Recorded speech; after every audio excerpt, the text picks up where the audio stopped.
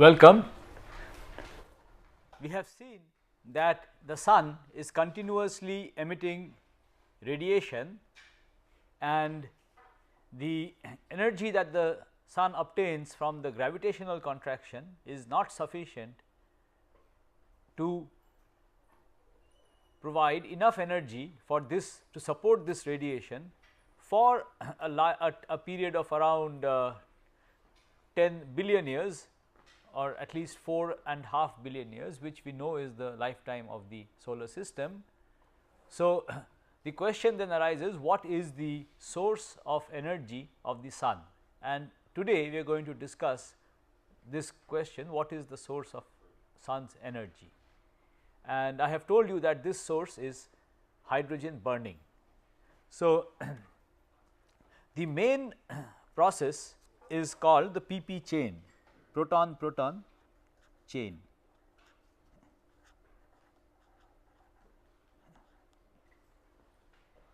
And in this process, protons are converted, so hydrogen is converted into helium through the PP chain, proton-proton chain. And this process becomes effective at temperatures greater than 5 million Kelvin. And the temperature at the core of the sun is around 1.6 into 10 to the power 7 Kelvin for the sun. So, we expect this mechanism to be functional in the core of the sun. The core of the sun, the solar constitution, at the beginning we know that it is 71% hydrogen, 27% helium, 2% heavier elements.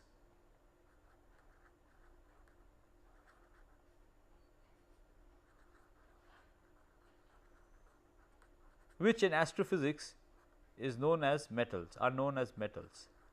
So, anything heavier than hydrogen and helium we refer to as metals, and this is the standard solar abundance. This is what is referred to as the standard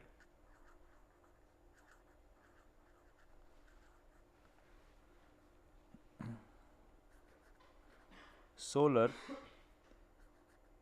system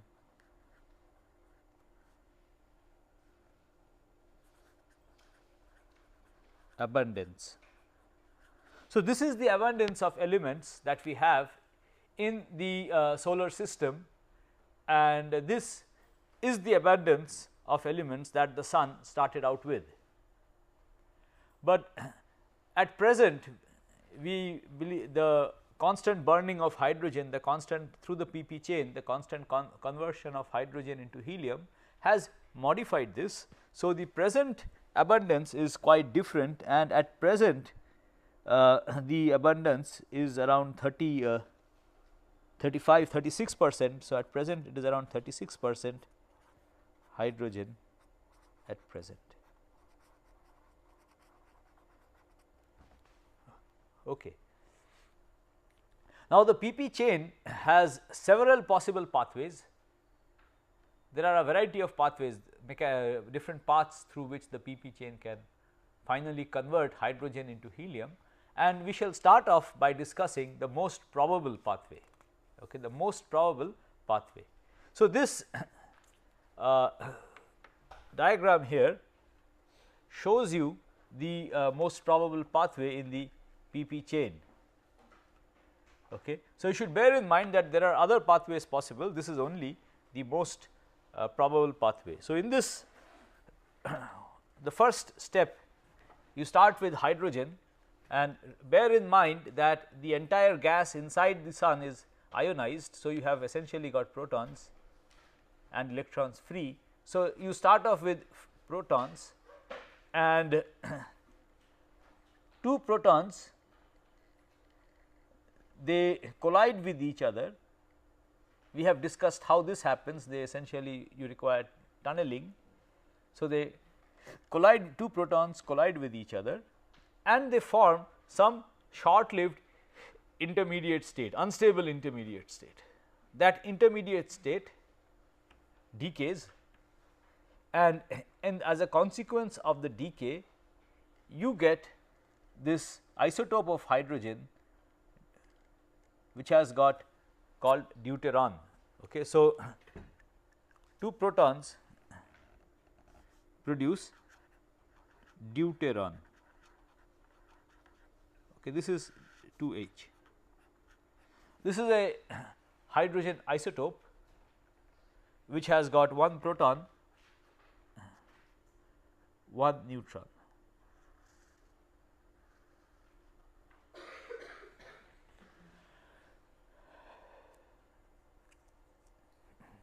So, you form one deuteron nucleus and there are two other products which are other particles that are produced in this nuclear reaction. So, you have this particle E plus. So, this is 2H. Then you have this particle which is denoted by E plus. Okay, I shall come to this E plus later. You produce this is a positron and you produce a neutrino. So, you have this nu E, this is a neutrino.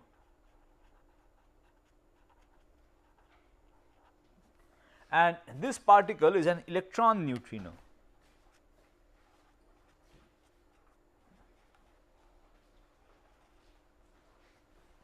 Okay, there are three different kinds of neutrinos, neutrino species which are possible.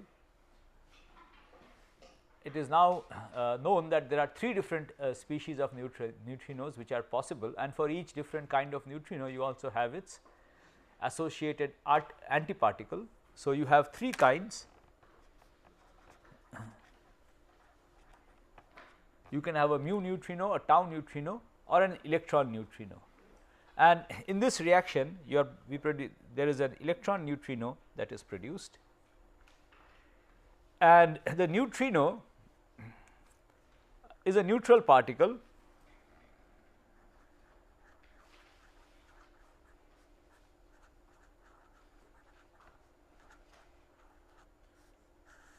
which interacts weakly with the rest of the material. It interacts only through the weak interaction. So, the neutrino in all probability just escapes from the interior of the sun and just passes through the entire sun and comes out. Okay. So, the energy that is carried, that is there in the neutrino, the energy in the neutrino is somewhere below 0.42 MeV, mega electron volts, and the neutrino which is produced at the core of the sun. So, the entire reaction is taking place at the core of the sun, somewhere in this region, and the neutrino does not interact, it is a very weakly interacting particle. So, in all probability the neutrino just comes out. So, the energy which is there in the neutrino is lost, it is not transferred to the rest of the material of the sun. Okay. So, there is one neutrino produced, an electron neutrino, and the neutrino when it is produced, it just goes out of the sun carrying away whatever energy it has, and the energy in the neutrino is less than 0.42 MeV. It could have a spread in values, this is the highest value it could have. Okay. So, that is one of the products of this reaction, of the first reaction in the PP chain where two protons combine to give you a deuteron. The other product is a positron. So, let me also go through this. So, the other product is E plus. This is the antiparticle corresponding to a proton. So, this is antimatter, sorry, corresponding to an electron, antiparticle corresponding to electron. So, it has the same mass and it is a spin half particle, same exactly opposite charge. So, it has the same mass. So, its mass is that of the electron, okay. Spin is half and charge is positive, exactly opposite that of the electron. And this particle, when it is produced, it propagates and it interacts with the electrons and which are there in the interior of the sun. So, it is ionized inside.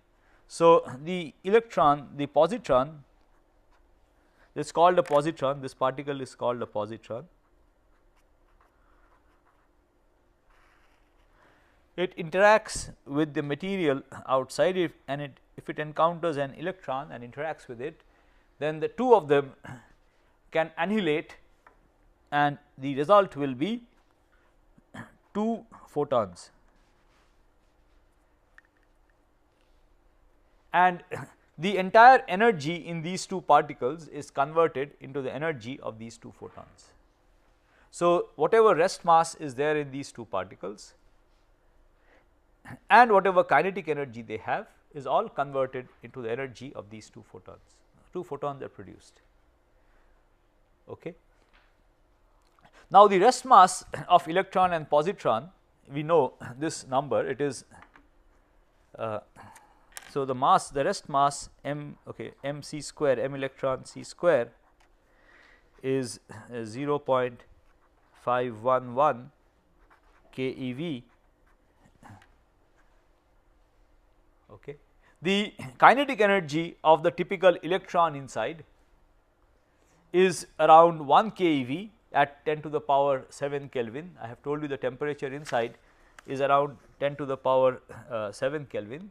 So, the kinetic energy of the electron there is around 1 Kelvin, which is negligible compared to this. So, it really does not contribute. Okay. The positron that is produced may have some kinetic energy. Well, the photon, so the 2 photons, the energy of the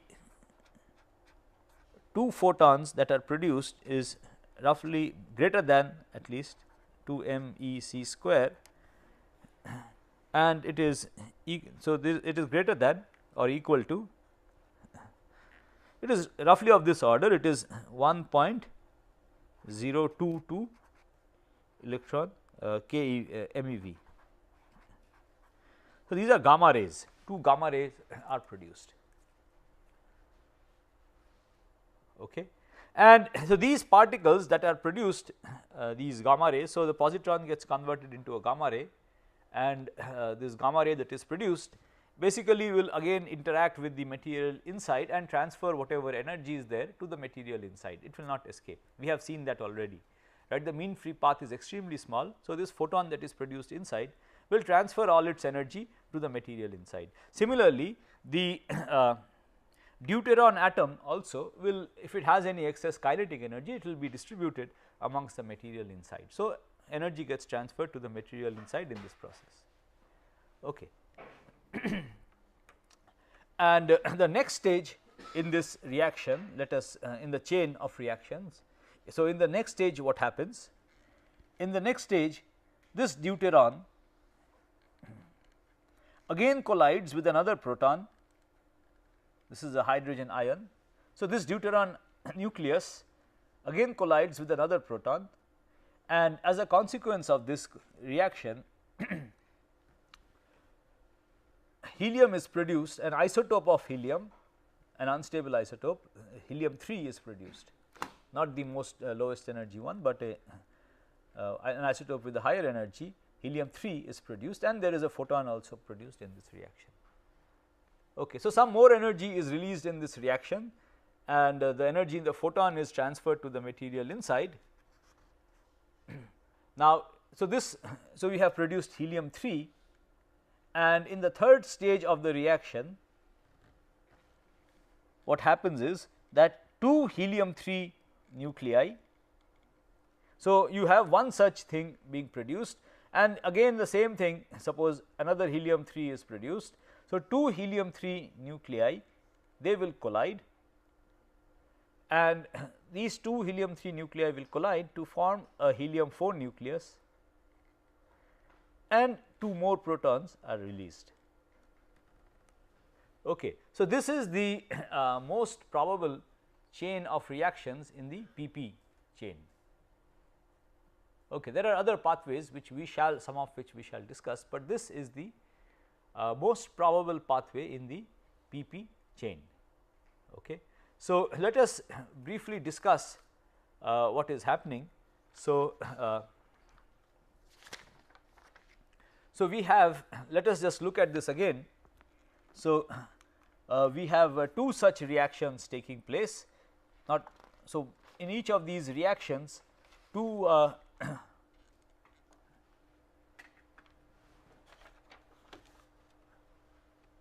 in each of these reactions two hydrogen atoms, they combine and produce deuteron, then produce helium 3, and then you have helium 4 forming. Okay. So, let us just make a brief summary of what is the end product of this entire chain of reaction. So, the end product, the final outcome of this entire chain of reaction is that you have 2 hydrogen atoms, and then you have 3 hydrogen atoms. So, 3 protons. So, 3 hydrogen atoms, and then you require 2 of these reactions. So, 6 hydrogen atoms. It is only the nuclei which participate in the reaction, but the electrons are there. Okay. The whole sun as a whole is neutral. So, 6 hydrogen atoms to start with, and at the end you have 1 helium 4. So, you have these are each 4 helium, and you have 2 hydrogen atoms in addition to this. So, you have 2 times 2 hydrogen atom. Okay. This is the overall effect. So, if you think of, if you want to really think of the overall effect, 4 protons or 4 hydrogen atoms, 4 protons get converted into 1 helium 4.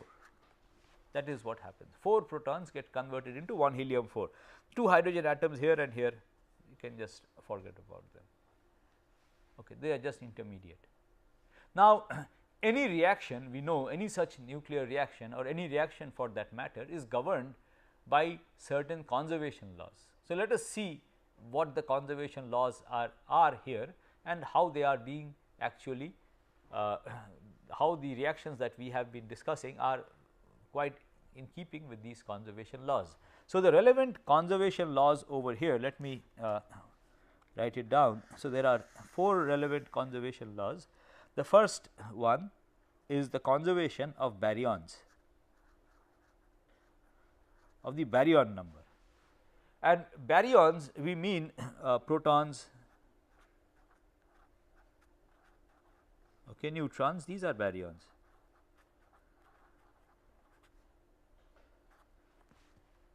So, let us see if this is conserved.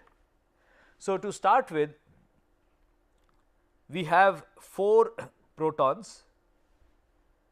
Okay. So, here we have 4 protons. So, we have 4 protons,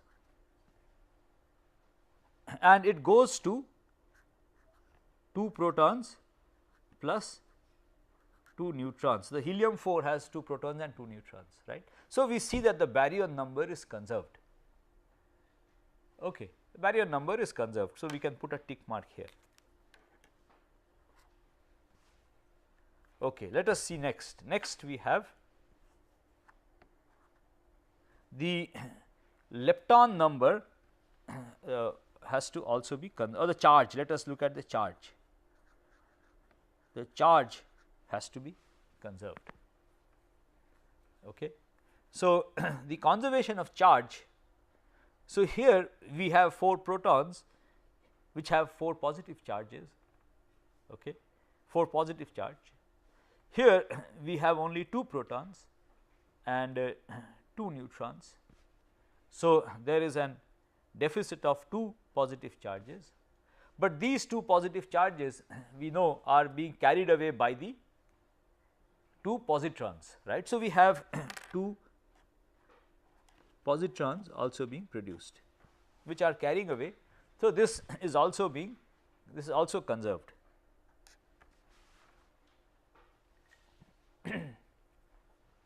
Right. So, 2 protons, we have 4 protons, and in the we have 2 protons and 2 positrons. So, the charge is also conserved.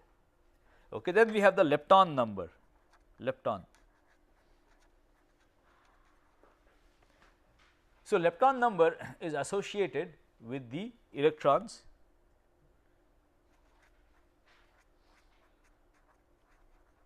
neutrinos,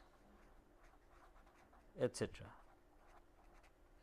And the antiparticle have a lepton number of -1, the particle has a lepton number of +1, that is the convention. Okay. So, let us analyze this reaction. So, to start with, if you take the protons, there are no leptons associated with it, and you finally produce protons, neutrinos. You also produce 2 positrons which have got negative lepton number, but you also produce the neutrinos. So, you produce 2 positrons and you produce 2 electron neutrinos which balance the lepton number, right. This is an antiparticle, so it has lepton number -1, so this is -2, and this has a lepton number +2, so these two get balanced. Okay. So, baryon number, charge and lepton number, these are all being conserved in this in these reactions. You also have the conservation of energy.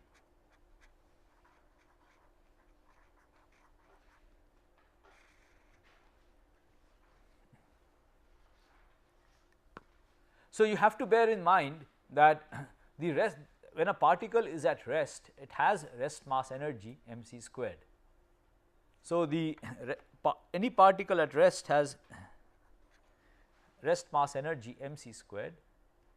In addition, it can have energy if it is more energy if it is moving. Okay. Now, the total energy is conserved. Now, in this reaction, so if you start off with particles which have more energy, more rest mass than the end product, the difference in rest mass gets converted into the energy which is released to the sun. That is the source of energy in this reaction. Okay. And in this process, one has to also be a little careful and take the electrons into account, into the account. So, essentially one has to look at the energy difference between 4 hydrogen atoms and the end product is 1 helium atom. Okay, that is the energy which is released in this process. The difference in energy is released actually to the either in the form of kinetic energy of the end products or through some other particles which carry away the energy. Okay, and we shall come back to this energy later today. Okay. So, this covers the main chain, chain of reactions in the PP chain, but there are other possibilities. Okay. So, this is the most probable possibility. There are other possibilities.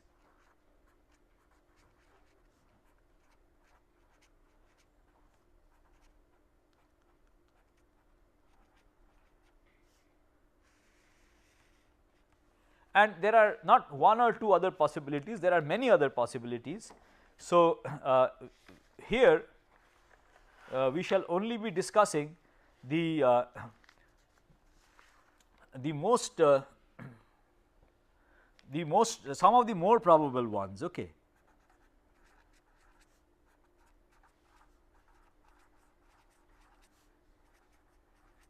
So, the most probable one we have already discussed. So, we will amongst the lesser probable ones, we shall be discussing the ones which have still somewhat more probable, which are somewhat more probable. There are many more which are extremely improbable, which we shall not be discussing at all. Okay. So, let me now show you so there is right at the beginning you want to produce this helium 3. So, there is another pathway by which you can produce helium 3, and this pathway is shown over here, and this is the PEP chain. This is called the PEP chain. Okay. So, you can go from here to here either through the PP chain, which involves the collision of two protons, or there is an unlikely there is a less likely possibility where you have two protons and an electron. Okay. So, they combine and they combine to produce again a deuteron plus just a neutrino, there is no positron here. Okay. And there is a neutrino produced in this reaction. The energy of the neutrino is 1.44 MeV, and this 1.44 MeV, you see the neutrino here has a much lower energy as compared to the neutrino in this. So, this 1.44 MeV is easier to detect from the earth, right. The neutrino we have seen will just come straight out. The neutrino, as I have told you, will not interact much, it will just come straight out. So, we can actually probe these neutrinos from the earth. If you have neutrino detectors, you can probe these neutrinos from the earth, and this 1.44 MeV neutrino, high energy neutrino. So, it is easier to detect the higher energy neutrinos. So, this is amenable to easier detection on the earth. Okay. So, this chain, though it is not important for the production of helium 4 or the energy release in the sun, it is important if you want to look at the detection of neutrinos. Okay. And the percentage shown over here essentially tells you what fraction of the helium 4 is produced by this path and what fraction is produced by this path. So, you can see that extremely small fraction is produced by this path relative compared to this. Okay. So, both of these paths give rise to deuteron, and then the deuteron, again there are several paths which can occur from here. So, 85% of the helium is produced by the reaction where the deuteron the helium 3. So, this is common to all of them, but 85% of the helium is produced by the mechanism where two helium 3 combine to form helium 4 with the release of two protons. Okay, 85% of the helium 4 is produced this way. But there are other pathways. So, let me show you these other pathways. So, we are starting from here where you already have helium 3 produced. So, this is the pathway which we have discussed. 85% of the helium 4 is produced this way, okay.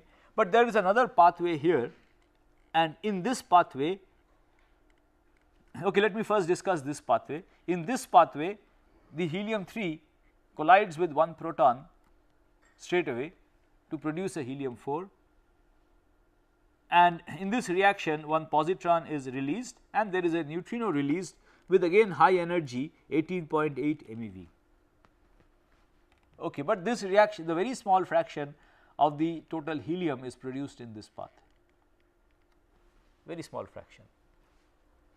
Okay. So, we have discussed this path and this path. There is a third path. In the third path, the helium 3 which was there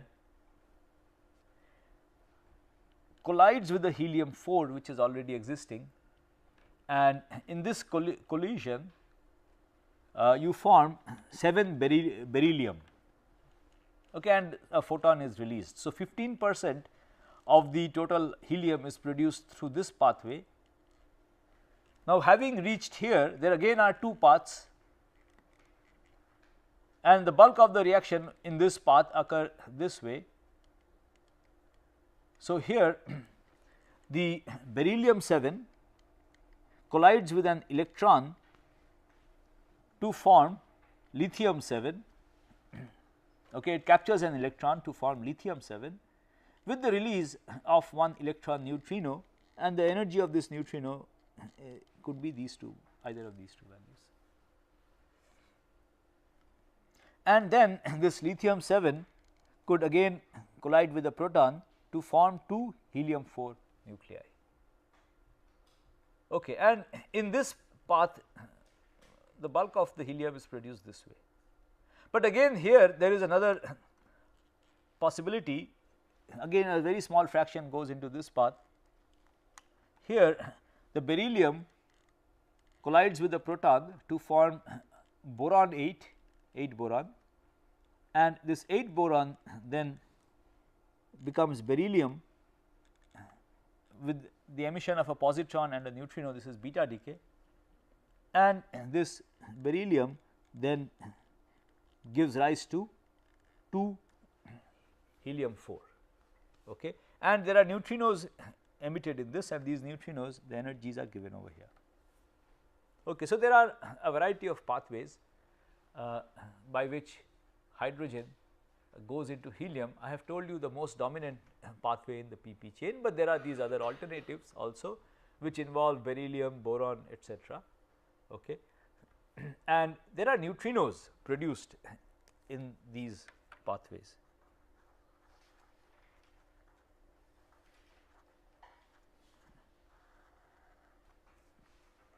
And now there is a branch of astronomy called neutrino astronomy, very important branch. So, the astronomy that we have been discussing till now is all based on the study of electromagnetic radiation from sources, but one could also study neutrinos. This has been possible only in the recent past, where you study neutrinos coming from distant astronomical sources, and the sun is the is the strongest source, nearest and strongest source of neutrino, nearest, okay, nearest to us. So, much of neutrino astronomy is studying solar neutrinos. So, the neutrino astronomy allows you to directly probe the interior of the sun as it is now, right. The neutrinos are produced in the interior of the sun.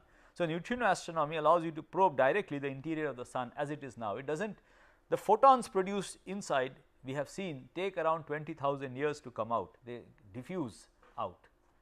But the neutrinos, they do not interact much, they are weakly interacting particles, so they come straight out. And neutrino astronomy lets you probe directly into the core of the sun, where these reactions are going on. Okay. And the fluxes and energies are roughly consistent, okay,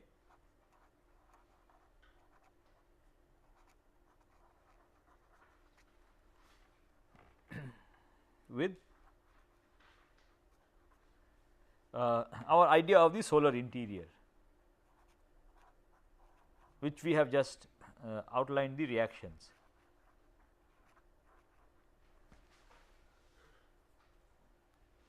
Okay. And a long standing 50% deficit. So, there was a 50% deficit long standing. This was a big problem in solar neutrino, the study of solar neutrino, that the neutrino flux was found to be 50% smaller than what is predicted by these calculations. So, if you calculate the rate at which you expect these reactions to produce neutrino, it was found that the measured fluxes were 50% less. This is now understood to be a result of the conversion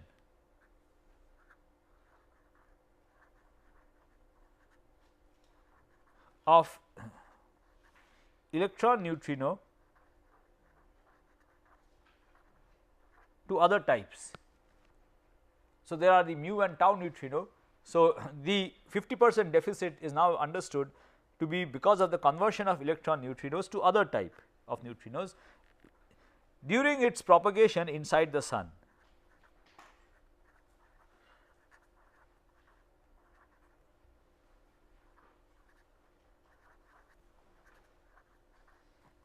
and most of the neutrino detectors are sensitive to the electron neutrinos. So, they were missing out the neutrinos because they were being converted into other type, into the mu or tau neutrino.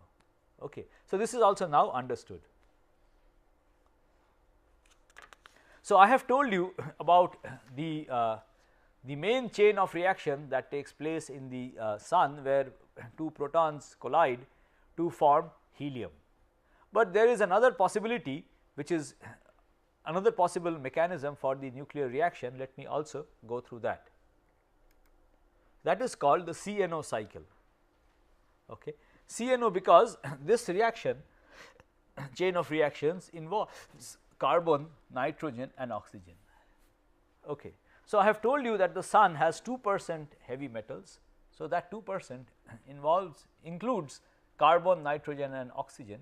So, there is another reaction pathway where the proton can combine with these carbon, nitrogen and oxygen to produce helium. So, let us go through that also. Okay. So, in this CNO cycle, what happens? You start off with carbon 12 colliding with one proton, and this produces nitrogen 13 and a photon. Now, this nitrogen 13 then does beta decay, and in this beta decay it produces carbon 13 and a positron and a neutrino. Okay. Now, the carbon 13 then collides with the proton to produce nitrogen 14 and a photon. Nitrogen 14 then collides with the proton to give you oxygen 15 and a photon. Oxygen 15 then again does a beta decay, it becomes nitrogen 15 plus a positron and a neutrino.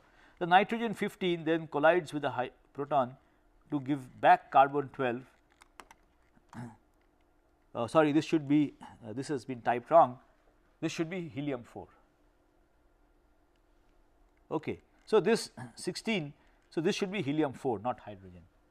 Okay. So, there is one helium 4. So, the last reaction should read 15 nitrogen plus 1 proton, this goes to carbon 12 plus 4 helium.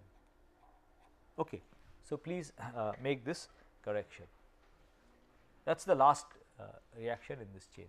So, the net effect you see is that you start with 4 protons and you produce helium 4. Okay. Carbon, nitrogen and oxygen, they basically act like some kind of catalysts. They are required for the reactions, but at the end you are back with where you started as far as these are concerned, with where the carbon is concerned, and you end up producing helium from 4 hydrogen atoms. Okay. So, you have this reaction, and this reaction is more effective at higher temperatures. We shall come back to this issue. So, this is more effective at higher temperatures.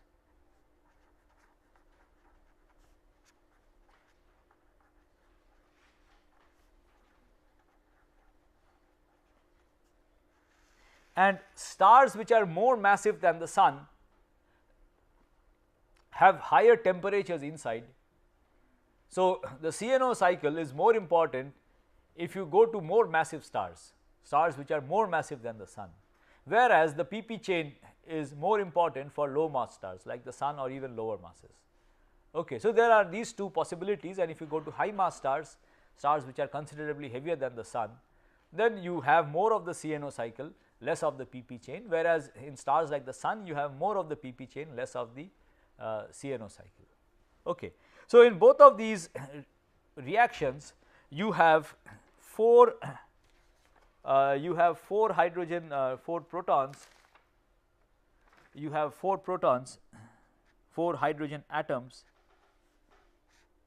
going into sorry, let me write it correctly. So, you have 4 hydrogen atoms going into helium 4.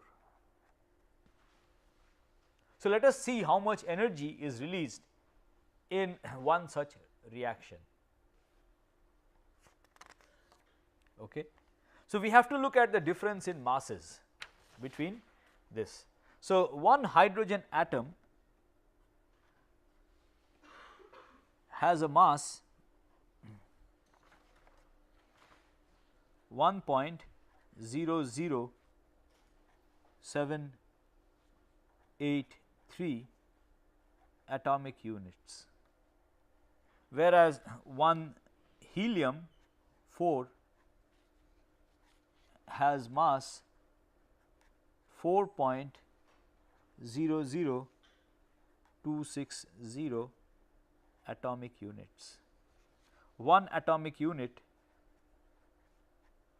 is 1.66053 into 10 to the power minus 27 kg.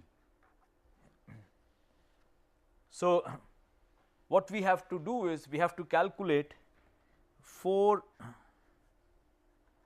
mH minus m helium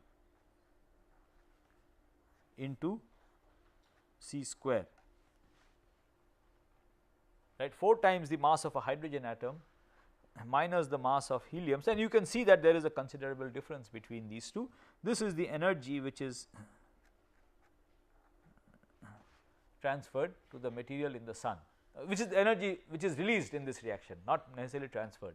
The part in the neutrino is just lost, okay. The rest of it is transferred to the sun. So, and the positrons? They also transfer the energy to the sun. So, we are not taking that. No, but positrons are produced in this, right. So, the energy difference is essentially what goes into the part of that goes into the positrons. So, right, but that mass again gets annihilated and converted into radiation, which is transferred to the sun. Okay. So, at the end you do not have these positrons hanging around. So, all the energy in the positron has been converted into the energy of the sun. Okay. The electron also gets annihilated in that process. Okay. One of the electrons in the hydrogen atom. Finally, you start off with 4 electrons, you are left only with 2 electrons. Okay. So, all of that has gone into this.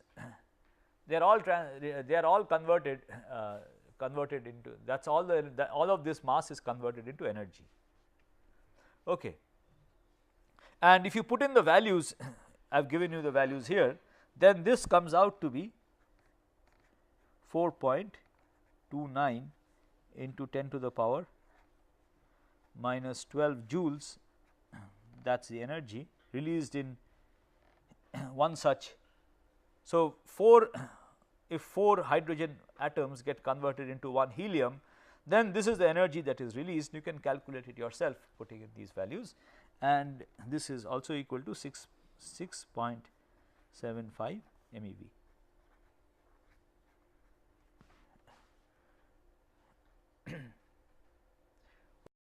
Now, the quantity which is of more interesting is the fraction of the mass that gets converted into energy. Okay. So, let us look at this. So, we want to calculate, this is the energy that is released and divided by the mass of 4 hydrogen atoms. This is the ratio of the energy that is released to the mass that you started with, okay. And this comes out to be 6.4 into 10 to the power 14 joules per kg. Okay. So, if you take 1 kg of hydrogen and put the entire 1 kg through the pp chain or the CNO cycle, you will produce 6.4 into 10 to the power 14 joules of energy. Okay, it is an enormous amount of energy, and okay, and just if you just make an estimate, 10 grams of hydrogen are sufficient to provide all the fuel that an individual living in an advanced country, not in India, our fuel consumption is extremely small, okay, but 10 grams of hydrogen is adequate to produce all the energy that an individual living in a developed country requires in his entire lifetime. okay, just 10 grams of hydrogen. Okay, so you will appreciate the how efficient this nuclear fusion is as a source of energy. So, if you could have controlled fusion on earth, which has not yet been possible, but if it could be achieved, then a very small amount of hydrogen would be enough, adequate to provide the energy requirements of the entire earth, okay, which the sun is now doing. That sun is now providing us the energy, but we are not able, we are able to tap only a small fraction of it. Okay. So, this is the energy that is released in one such, okay. So, per kg. So, if I can take 1 kg and go put it through this reaction, this is the energy that will be released. Now, let us estimate the total energy that will be released by the sun, okay, total energy that will be released by the sun. So, to do this estimate, so we know the mass of the sun. So, this is the sun, we know the mass of the sun, okay, and but only a small part of the energy is actually going to be burned into hydrogen. So, we will assume that 10% in this core gets converted into hydrogen, the outer parts do not participate in this reaction. Okay. So, that will be so the mass of the sun is so the mass of the, okay, so if I can take 1 kg, let us start off this way. If I take 1 kg and I will get 6.4 into 10 to the power 14 joules by kg. The mass of the sun is 3 into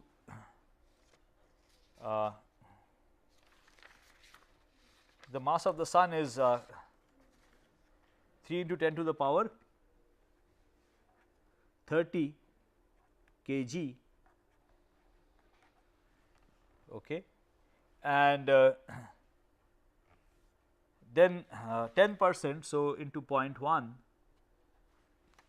and 2% of the energy is lost in the form of neutrinos. So, we take another factor of 0.98, okay.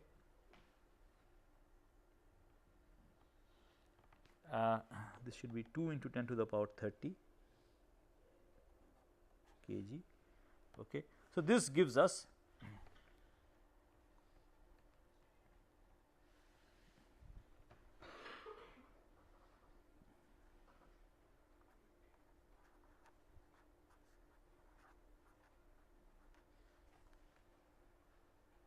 no, this should be 3 into 10 to the power 30 kg, which will give us these many joules. That is the joules of energy available. Okay. So, what have we done? This is the energy that will be released if we can burn 1 kilo of hydrogen. The mass of the sun is 3 into 10 to the power 30, and 10% of that in the center is going to get converted into helium, and 98% of that is going to get transferred to the sun. There is another factor which I should include, and that is a factor of 0.71, because 71% only is hydrogen and the rest is helium. Okay. So, we start with the we have the starting ratio of hydrogen abundance into the mass into the fraction that can actually get converted into helium, the fraction in the center, the fraction of the energy that is transferred into the energy that is transferred per every kilo, converted per every kilo, and this, if you combine all of these factors, you will get 1.3 into 10 to the power 44 joules. Okay. Now, we can now estimate the lifetime of the sun. How long do we expect the sun to last? So, this will be 1.3 into 10 to the power 44 joules divided by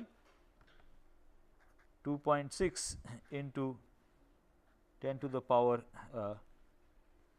26 watts, which comes out to be of the order of 3 into 10 to the power 17 seconds, okay, which is of the order of 10 to the power 10 years, okay, and which is more than the known age of the solar system, 4.5 billion years. Okay. So, the nuclear fusion, the conversion of hydrogen to helium has adequate energy to power the sun for something like 10 billion years. Okay. Finally, let us now look at the energy that is released. So, the rate, the energy release rate, the reaction efficiency.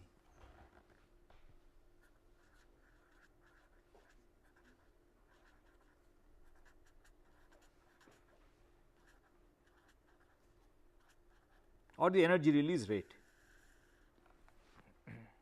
Okay.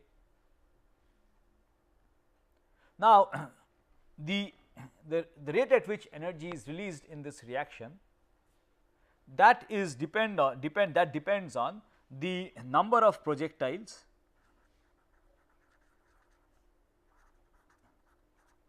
for any reaction. It depends on the number of projectiles. So, we have these particles.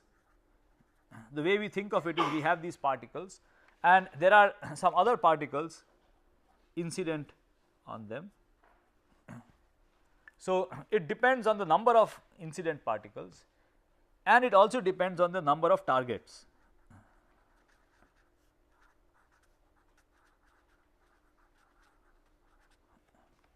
So, in this case, the number of projectiles is the hydrogen abundance for the pp chain, let us say it is a hydrogen abundance into the density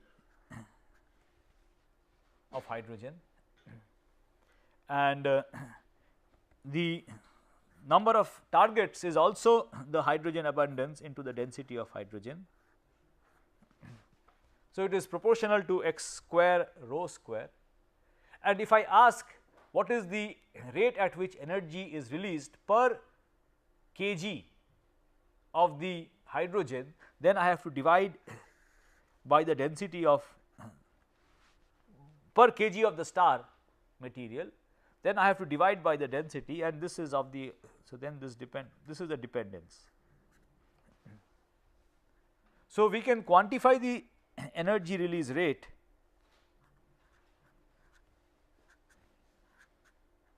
in this way, that is how it is normally done.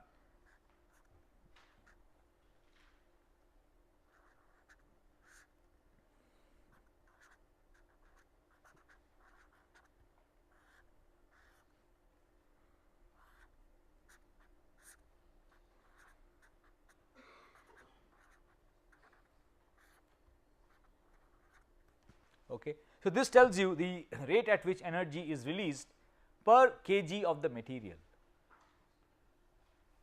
okay, per kg of the material, and it depends on the hydrogen abundance squared. There is a constant over here, roughly constant, a number which is roughly constant for the temperature range of our interest, and it depends on the density of the at the center of the star, and it depends on the temperature on the at the center of the star in units of 10 to the power 7 Kelvin, density in units of 10 to the power 5 kg, temperature to the power beta. Okay, the temperature dependence is not linear, it is sum to the power beta. I have told you that the temperature dependence is extremely, it is a very sensitive dependence on temperature. Okay. And for the sun, okay, not for the sun, for the pp chain,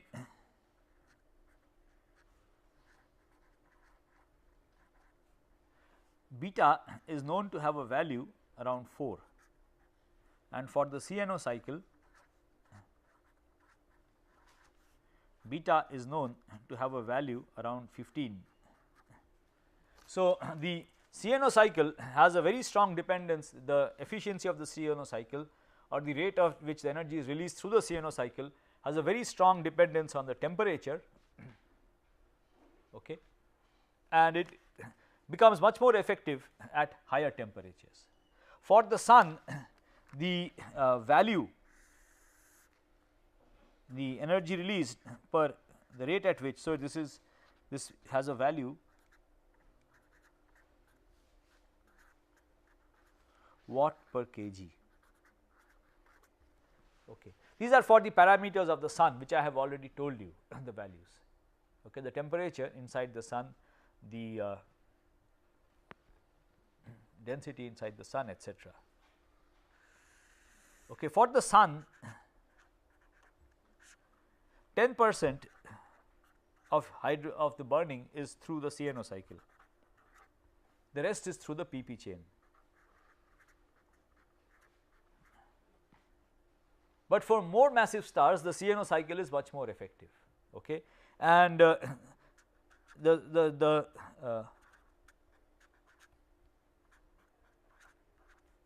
this is where the PP chain is effective, and this is dominated entirely by the PP chain, and if you have these temperatures, it is the CNO cycle becomes dominant.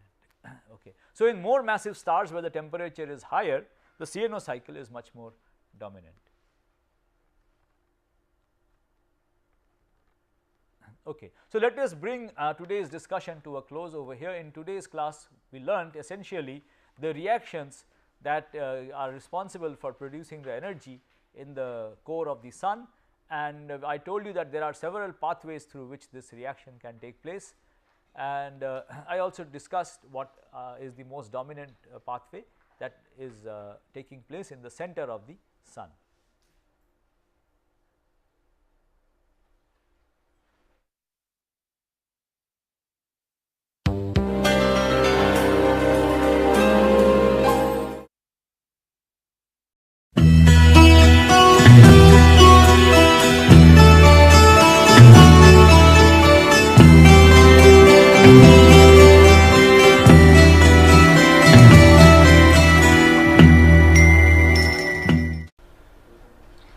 Welcome.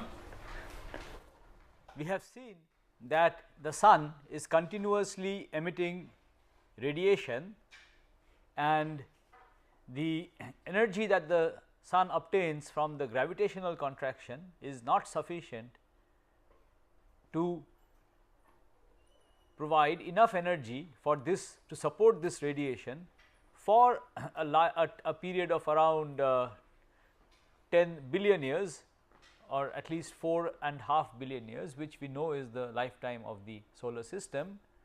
So, the question then arises, what is the source of energy of the sun?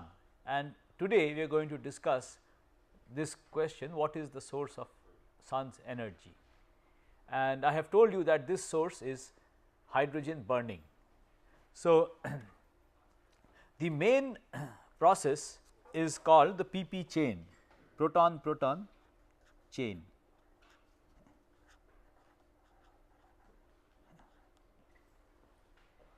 And in this process, protons are converted, so hydrogen is converted into helium through the PP chain, proton-proton chain.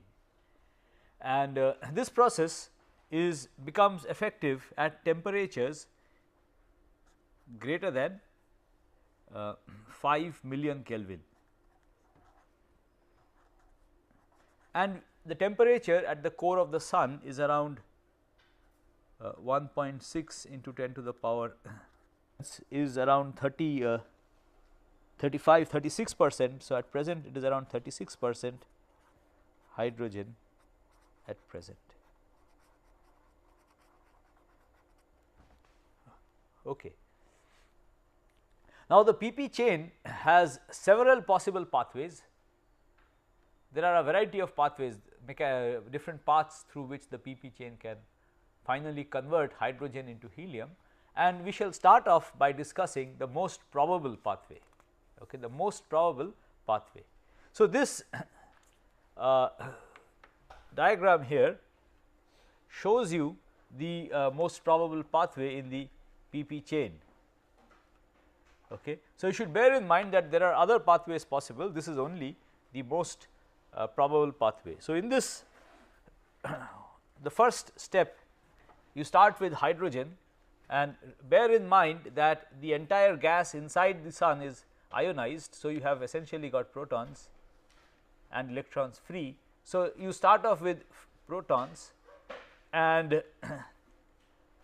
two protons, they collide with each other. We have discussed how this happens. They essentially, you require tunneling. So, they collide, two protons collide with each other, and they form some short lived intermediate state, unstable intermediate state. That intermediate state decays, and as a consequence of the decay you get this isotope of hydrogen which has got called deuteron. Okay. So, two protons produce deuteron.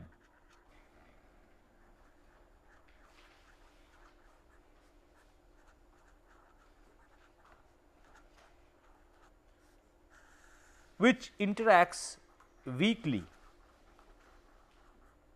with the rest of the material. It interacts only through the weak interaction. So, the neutrino in all probability just escapes from the interior of the sun and just passes through the entire sun and comes out. Okay. So, the energy that is carried, that is there in the neutrino, the energy in the neutrino is somewhere below 0.42 MeV, mega electron volts, and the neutrino which is produced at the core of the sun. So, the entire reaction is taking place at the core of the sun, somewhere in this region, and the neutrino does not interact. It is a very weakly interacting particle. So, in all probability the neutrino just comes out. So, the energy which is there in the neutrino is lost, it is not transferred to the rest of the material of the sun. Okay. So, there is one neutrino produced, an electron neutrino, and the neutrino when it is produced, it just goes out of the sun carrying away whatever energy it has, and the energy in the neutrino is less than 0.42 MeV. It could have a spread in values, this is the highest value it could have. Okay. So, that is one of the products of this reaction, of the first reaction in the PP chain, where two protons combine to give you a deuteron. The other product is a positron. So, let me also go through this. So, the other okay, this is 2H. This is a hydrogen isotope which has got one proton, one neutron.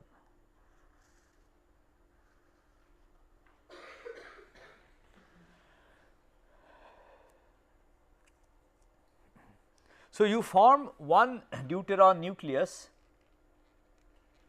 and there are two other products which are other particles that are produced in this nuclear reaction.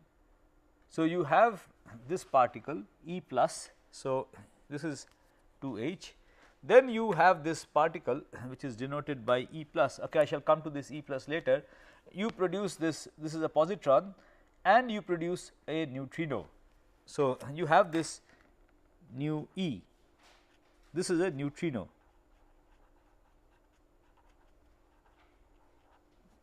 and this particle is an electron neutrino.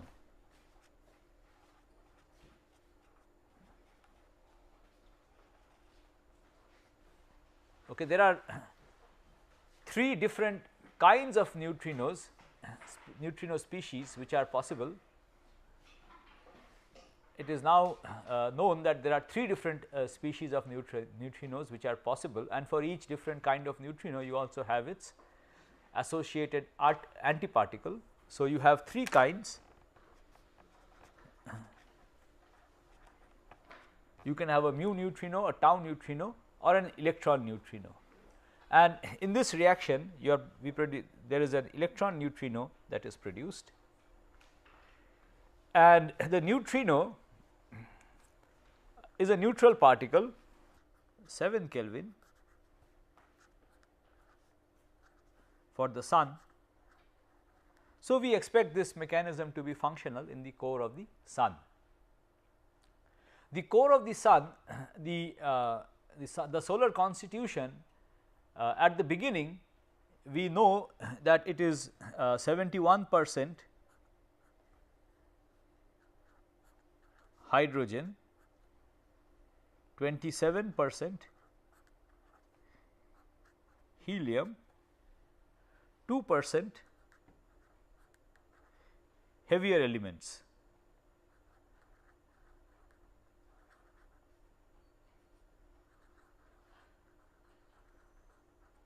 Which in astrophysics is known as metals, are known as metals. So, anything heavier than hydrogen and helium we refer to as metals, and this is the standard solar abundance. This is what is referred to as the standard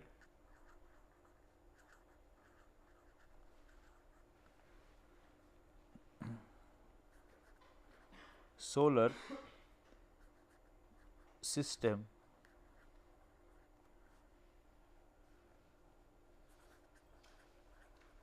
abundance. So, this is the abundance of elements that we have in the solar system, and this is the abundance of elements that the Sun started out with.